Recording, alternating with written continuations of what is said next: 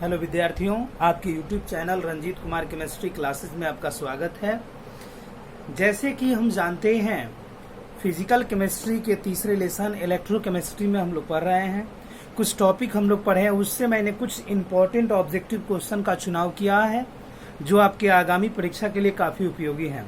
अभी मैं objective question बता रहा हूँ। जैसे मैं 2-4 टॉपिक जैसे क्लियर करूंगा, 10-12 ऑब्जेक्टिव क्वेश्चन आपको जरूर दूंगा, क्योंकि कमेंट में मैंने देखा काफी बच्चों का ये डिमांड रहा है सर ऑब्जेक्टिव क्वेश्चन भी साथ में दिया कीजिए होमवर्क के साथ में, ताकि हम लोग उसको देखें ये कैसे कलेक्शन कर पाएंगे, ये कौन से ऑब्जेक्टिव क्वेश्चन और किस तरह के ऑब्जेक्टिव क्वेश्चन परीक्षा में पूछे जाते हैं।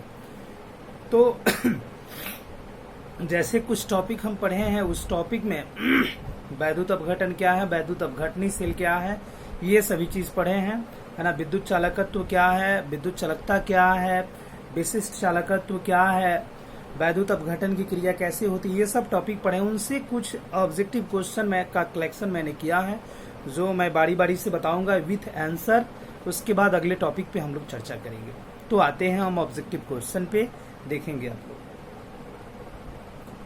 पहला क्वेश्चन है, देखिए ऑब्जेक्टिव क्वेश्चन लेसन 3 इलेक्ट्रोकेमिस्ट्री, वैद्युत रसायन के यानी तीसरे लेसन के कुछ ऑब्जेक्टिव क्वेश्चन है विथ ऑप्शन विथ आंसर के साथ। निम्न में वैद्युत अपघट्य है, निम्न में वैद्युत अपघट्य है अर्थ हुआ क्या, वे यौगिक जो जलीय विलयन या द्रवित अवस्था में विद्युत का संचालन करें। 4 ऑप्शन है यूरिया, दूसरा ऑप्शन है चीनी, तीसरा ऑप्शन है क्लोरोफॉर्म और चौथा ऑप्शन है क्यूएच। तो यहाँ पे जितने भी मैंने जैसे बताया था परिभाषा के समय, जितने भी क्षार होते हैं वे सभी वैद्युत अपघट्य होते हैं। तो इन चारों ऑप्शनों में क्यूएच क्या है, एक प्रबल क्षार है, अर्थात ये वैद्युत अपघट्य है। यह आंसर आपका सही हुआ। दूसरा क्वेश्चन पे हम आएंगे। दूसरा क्वेश्चन है, निम्न में दुर्बल वैद्युत अपघट्य, यानी वे वैद्युत अपघट्य जो जलीय विलयन की अवस्था में अंशतः आयनित होते हैं, बहुत कम मात्रा में, वे दुर्बल वैद्युत अपघट्य होते हैं। तो उसी स्थिति में देखा जाए तो H2SO4 ज्यादा आयनित होता है, KOH प्रबल है तो ज्यादा होगा, HNO3 प्रबल अम्ल है तो ज्यादा होगा, H2CO3 कार्बनिक अम्ल जैसे H2CO3 जो है, यह एक प्रकार का दुर्बल वैद्युत अपघट्य है। इसका भी आंसर क्या होगा, डी। अब आते हैं हम तीसरे क्वेश्चन पे। वैद्युत अपघटनी सेल में कैथोड होता है। तो मैंने बताया था जो वैद्युत अपघटनी सेल में 2 इलेक्ट्रोड होते हैं, कैथोड और दूसरा एनोड होता है। तो कैथोड क्या होता है, निगेटिव होता है कि पॉजिटिव होता है, यानी धन आवेश रहता है कि ऋण आवेश रहता है, कौन सा रहता है कि दोनों रहता है। तो यहाँ पे option number A positive, option number B negative, दोनों। ऑप्शन नंबर डी में इनमें कोई नहीं। तो याद रखेंगे हमेशा वैद्युत अपघटनी सेल में जो होता है कैथोड हमेशा निगेटिव होता है। कंफर्म हो गया। अगर एनोड पूछेगा तो क्या होगा, पॉजिटिव, एनोड पूछेगा तो क्या होगा, पॉजिटिव, कैथोड क्या होगा, निगेटिव। अगला क्वेश्चन, तनु H2SO4 के वैद्युत अपघटन में एनोड पर क्या मुक्त होगा।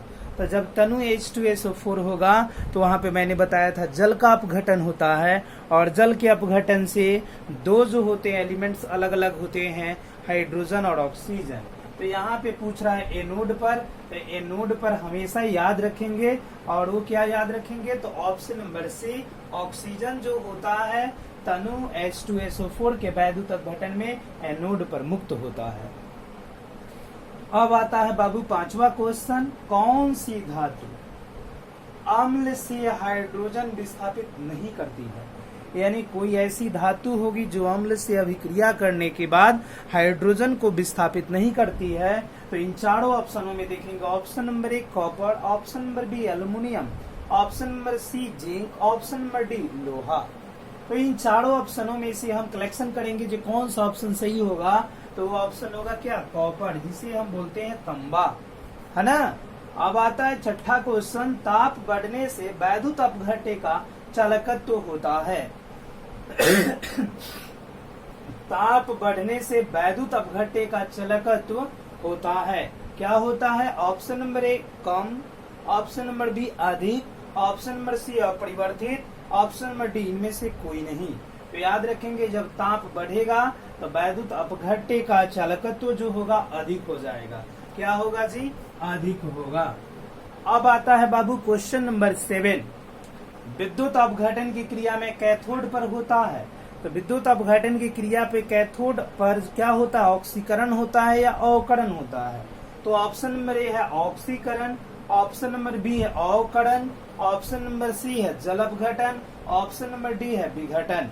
तो याद रखेंगे जब विद्युत अपघटन की क्रिया में कैथोड पर हमेशा अवकरण और एनोड पर हमेशा ऑक्सीकरण, एनोड पर ऑक्सीकरण होता है, एनोड पर हमेशा ऑक्सीकरण होता है और कैथोड पर हमेशा अवकरण होता है। तो अब आते हैं हम लोग 8 नंबर क्वेश्चन पे।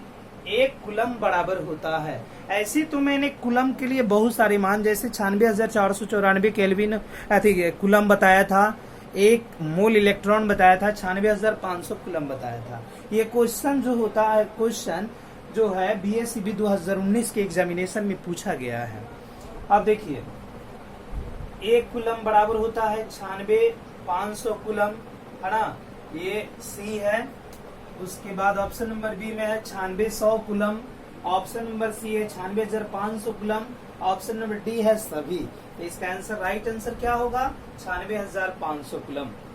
अब अगला क्वेश्चन है, आज का ये टॉपिक भी है सेल स्थिरांक। मैं पढ़ाऊंगा ऑब्जेक्टिव के बाद, ऑब्जेक्टिव के बाद मैं इस क्वेश्चन को पढ़ाऊंगा, लेकिन अभी पहले जानिए सेल स्थिरांक की इकाई है। सेल स्थिरांक का मात्रक या इकाई क्या होता है, तो मैंने दिया ohm inverse, ohm inverse centimetre inverse, centimetre inverse ohm centimetre. तो इसका आंसर जो होता है बाबू वो होता है सेंटीमीटर इनवर्स। अब आता है जैसे मैंने बताया था विशिष्ट चालकत्व, है ना, विशिष्ट चालकत्व की इकाई है। तो विशिष्ट चालकत्व जो है इसकी इकाई या मात्रक क्या होगा, तो विशिष्ट चालकत्व की इकाई के लिए मैंने 4 ऑप्शन दिया, ohm centimetre inverse, ohm centimetre inverse two, ohm inverse centimetre inverse, ohm inverse centimetre inverse two. तो इसका राइट आंसर होगा ओम इनवर्स सेंटीमीटर इनवर्स। तो इस तरीके से इस लेसन से मैंने जहां तक टॉपिक क्लियर किया था वहां तक के टॉपिक में मैंने 10 ऑब्जेक्टिव क्वेश्चन का कलेक्शन किया है। इसको आप नोट करेंगे, याद करेंगे, अपनी कॉपी में रखेंगे, है ना। इसमें कहीं भी अगर दिक्कत होता है तो आप कमेंट करके जरूर पूछेंगे। इसी तरीके से 2-4 टॉपिक के बाद जितने ऑब्जेक्टिव क्वेश्चन का कलेक्शन होगा मैं आपको बारी बारी से देता रहूंगा। आपकी तैयारी बेहतर तरीके से होगी, तो इसको देख करके आप लिख लेंगे। और कुछ ही मिनट में इसी वीडियो में मिल रहा हूं मैं, और वो क्या बताऊंगा, अगला टॉपिक सेल स्थिरांक, सेल कांस्टेंट।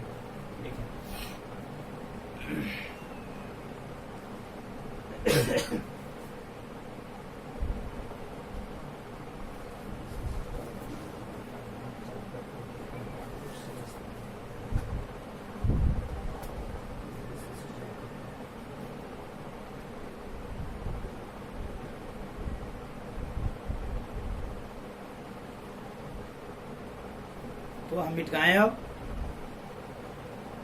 चलिए अब आते हैं अगले टॉपिक पे। इस वीडियो में चर्चा करते हैं सेल स्थिरांक।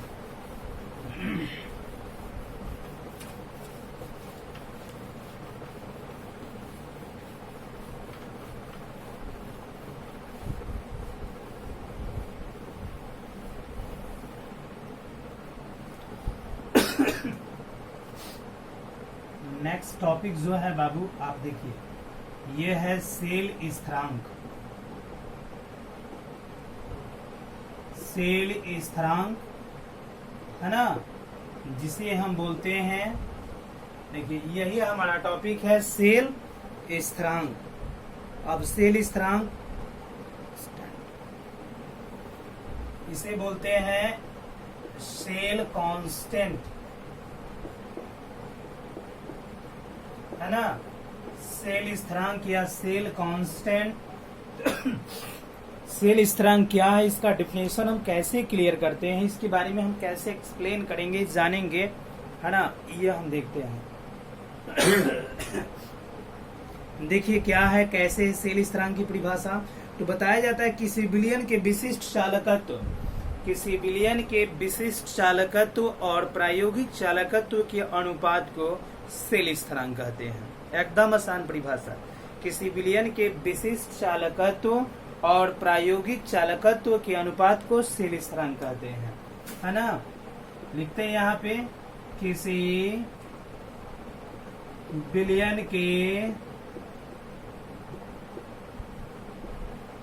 विशिष्ट चालकत्व और प्रायोगिक चालकत्व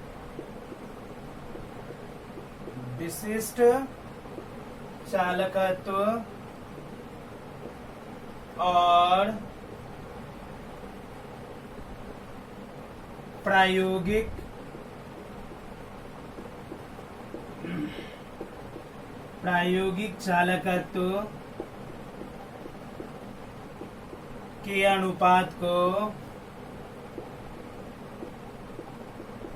अनुपात को सेल स्थिरांक कहते हैं। सेल स्थिरांक या सेल कांस्टेंट कहते हैं। सेल स्थिरांक कहते हैं इसे, है ना। चलिए यहाँ तक पहले क्लियर करते हैं। किसी विलयन के विशिष्ट चालकत्व और प्रायोगिक चालकत्व के अनुपात को क्या कहते हैं? सेल स्थिरांक कहते हैं, है ना। अब देखेंगे सेल स्थिरांक कहते हैं। अब सेल स्थिरांक इसे x से सूचित करते हैं, इसे x से सूचित करते हैं, इसे x से सूचित करते हैं। अब यहाँ पे केयर कीजिएगा, अर्थात अगर हमें यहाँ पे करना हो, अर्थात सेल स्थिरांक बराबर, है ना, अर्थात सेल स्थिरांक बराबर होगा क्या? विशिष्ट चालकत्व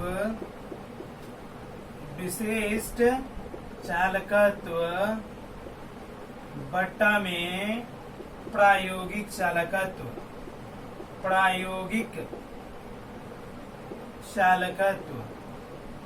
विशिष्ट चालकत्व बट्टा में प्रायोगिक चालकत्व, ये हुआ हमारा सेल स्थिरांक। अब मैं यहाँ पे चर्चा करूंगा सेल स्थिरांक का ऐसा मात्रक जो होता है सेंटीमीटर, यानी सेल स्थिरांक की इकाई, सेल स्थिरांक की इकाई, सेल स्थिरांक की इकाई जो होती है सेंटीमीटर इनवर्स होता है ना। तो ये हुआ हमारा बाबू सेल स्थिरांक। इस तरीके से अगर हमें विशिष्ट चालकत्व और प्रायोगिक चालकत्व दोनों मालूम हो तो आसानी से हम सेल स्थिरांक का मान निकाल सकते हैं। अब सेल स्थिरांक के मान को निकालने में कोई कठिनाई नहीं हो सकती है। तो परिभाषा को एक बार हम कंटिन्यू कर लेते हैं और उसके बाद आगे की ओर बढ़ेंगे। किसी विलयन के विशिष्ट चालकत्व एवं प्रायोगिक चालकत्व के अनुपात को सेल स्थिरांक कहते हैं। इसे x से सूचित करते हैं, अर्थात सेल स्थिरांक बराबर विशिष्ट चालकत्व बट्टा में प्रायोगिक चालकत्व होता है। सेल स्थिरांक की इकाई जो होती है वो सेंटीमीटर इनवर्स होती है। इस तरीके से हम सेल स्थिरांक के बारे में जानकारी कर सकते हैं। अब मैं एक लास्टली चीज कहूंगा जी, आप आसानी से सारे टॉपिक को नोट करेंगे, पढ़ेंगे, देखेंगे। अच्छा लगता है तो अधिक से अधिक बच्चों के बीच शेयर करें, सब्सक्राइब करें, लाइक करें वीडियो को, है ना। और कहीं कठिनाई होती है तो आप कमेंट करके जरूर हमसे पूछें, है ना। पुनः हमारी मुलाकात अगले वीडियो में होती है अगले टॉपिक के साथ। इस वीडियो में यहीं तक, ओके।